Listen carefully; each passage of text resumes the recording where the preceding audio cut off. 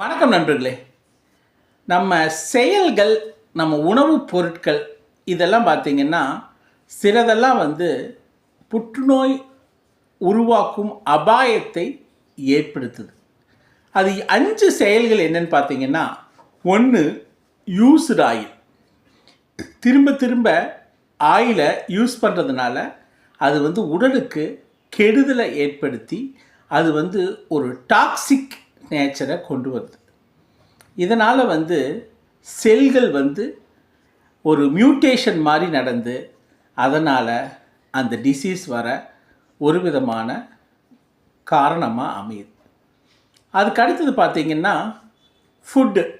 இதில் பார்த்திங்கன்னா நம்ம இறைச்சி அதிகமாக பதப்படுத்தப்பட்ட இறைச்சி, கடைகளில் விற்கக்கூடிய பதப்படுத்தப்பட்ட இறைச்சி வகைகள், அதைய ரெகுலராக எடுத்துக்கிட்டால் அதுவும் ஒரு காரணியாக அமைஞ்சிடும்.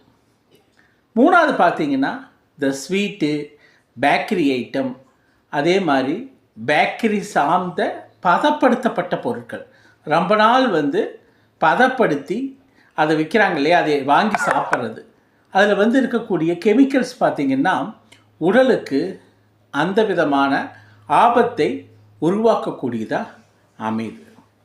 4 பார்த்திங்கன்னா ஃபுட்டில் அதிகமாக ஸ்பைசி, அதாவது காரத்தன்மை அதிகமாக இருக்கிறதும், அதனால் அளவுக்கு அதிகமான ரீஹீட் பண்ணி காரத்தன்மையோடு இருக்கக்கூடிய உணவுகள் ஒரு விதமான ஆன்கோஜன் மியூட்டேஷனை உருவாக்கக்கூடிய தன்மை உடையது.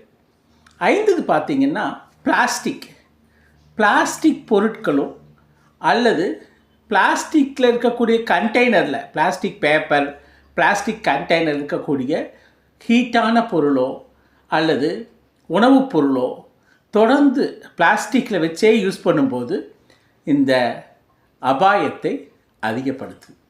ஸோ இந்த 5 செயல்கள் நம்மளுடைய டெய்லி ரொட்டீன் லைஃப்பில் இல்லாமல் குறைச்சிக்கிட்டோம்னா இந்த அபாயத்திலிருந்து நம்மளை நாமளே தற்காத்துக்க முடியும்.